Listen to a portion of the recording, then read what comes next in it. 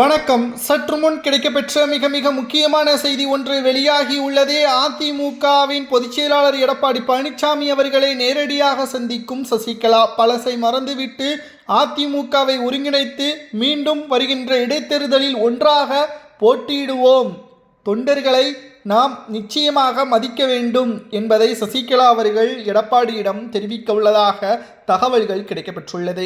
சசிகலா அவர்கள் இதுவரைக்கும் பொறுத்திருந்தது போதும், தன்னுடைய சுயநலத்தையும் விட்டுவிட்டு எடப்பாடி பழனிசாமி அவர்களிடம் தற்பொழுது நேரடியாக அதிமுகவின் வளர்ச்சிக்காக எம்ஜிஆர் அவர்கள் எதற்காக அதிமுகவை உருவாக்கினாரோ அதை மீண்டும் செயல்படுத்துவதற்காக திமுகவை வீழ்த்தக்கூடிய ஒரே பேரியக்கம் அதிமுக தான் என்பதை தற்பொழுது தமிழக மக்கள் உணர வேண்டும். தாவேக 2 ஆண்டுகளில் ஆட்சியை அமைத்திருக்கிறது என்றால் திமுக வேண்டாம் என்பதை மக்கள் கூறிவிட்டார்கள். ஆனால் அந்த இடத்திற்கு, ஆட்சி அதிகாரம் என்ற இடத்திற்கு அதிமுக தானே வந்திருக்க வேண்டும். தாவேக வந்துள்ளது என்றால் அதிமுக என்ன தவறு செய்தது என்பதை கண்டுபிடிக்க வேண்டும் அல்லவா? எடப்பாடி பழனிசாமி அவர்களாலோ அல்லது சசிகலாவாலோ அதிமுகவின் உட்கட்சி பிரச்சனைகளாலோ மக்களை நேரடியாக சந்தித்து பிரச்சனைகளை தீர்த்து வைக்காமல் எதிர்க்கட்சியாக செயல்பட்டதாலோ அதிமுக தோல்வியடைந்திருக்கலாம். அனைத்தையும் நாம் சரி செய்ய வேண்டும்.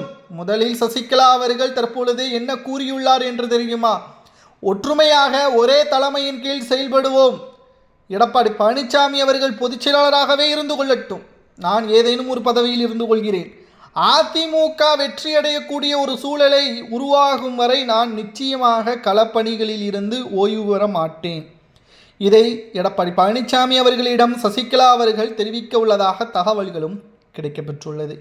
அதிமுகவின் வெற்றி என்பது சசிகலா அவர்கள் ஏற்கனவே மறைந்த முன்னாள் ஜெயலலிதா அவர்களை வெற்றியடைய வைத்தவர்தான். பிரச்சார கூட்டங்கள், தகவல்கள் அனைத்தையும் மறைந்த முன்னாள் முதல்வர் ஜெயலலிதா அவர்களிடம் இருந்து பெற்றவர்தான் சசிகலா அவர்கள். மக்கள் ஒன்றும் எடப்பாடியை முதல்வராக தேர்வு செய்யவில்லை. கூவத்தூர் கூட்டத்தின் பொழுது எடப்பாடியே பொதுச் செயலாளராக, முதல்வராக, சசிகலா அவர்கள் பொதுச் செயலாளராக இருந்த பொழுது முதல்வர் பதவியை கொடுத்தவர்தான் சசிகலா அவர்கள். அன்று அந்த இடத்தில் செங்கோட்டையனையோ அல்லது ஓபிஎஸ்ஐயோ மீண்டும் பொறுப்பேற்க வைத்திருந்தால் நிச்சயம் தற்பொழுது இந்த இடத்திற்கு எடப்பாடி வந்திருக்கவே மாட்டார். இதையெல்லாம் எடப்பாடி பழனிசாமி அவர்கள் உணர வேண்டும். மீண்டும் அதிமுக ஒருங்கிணைந்து ஒரே தலைமையின் கீழ் செயல்பட வேண்டும். எடப்பாடியின் ஈகோவால் அதிமுகவை நாம் இழந்துவிடக்கூடாது என்பதை சசிகலா அவர்கள் கூறியுள்ளார். இன்று மாலை சந்திப்பு நடைபெறலாம் என்ற தகவல் கிடைக்கப்பெற்றுள்ளது. எடப்பாடியை சசிகலா அவர்கள் சந்திக்க உள்ளதாக செய்திகளும் இணையதளங்களில் வெளியாகியுள்ளது. தொண்டர்கள் இதை பற்றி கருத்துக்களை கமெண்டில் கூறுங்கள்.